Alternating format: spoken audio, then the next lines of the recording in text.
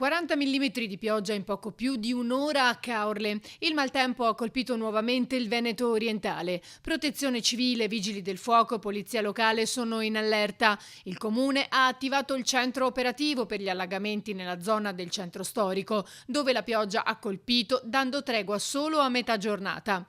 In alcune abitazioni situate nei punti più bassi i garage si sono leggermente allagati e così alcuni negozi del centro e zona Santa Margherita, oltre a varie strade come via Pretoriana.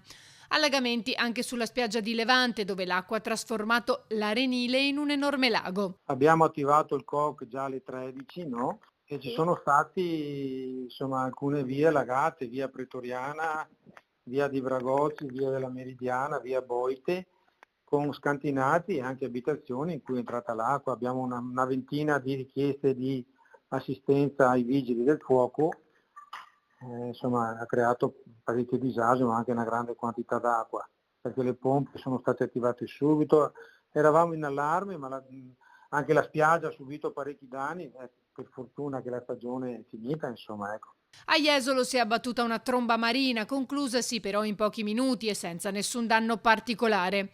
L'attenzione per l'evolversi della situazione è massima e lo sarà soprattutto nelle prossime ore con i bollettini regionali di allerta emessi da ARPAV e l'insediamento della Protezione Civile regionale a Marghera. Le previsioni ad oggi sono confermate, anche se leggermente sfalsate a livello di tempistiche, nel senso che ci saranno possibili più fasi di precipitazioni intense alternate a delle pause anche di precipitazione non particolarmente persistente. Le tipologie dei fenomeni sono quelle dei temporali ripetuti, anche persistenti e potenzialmente intensi, che interesseranno appunto queste zone, sia le parti di pianura estendendosi fino alla parte pedemontana.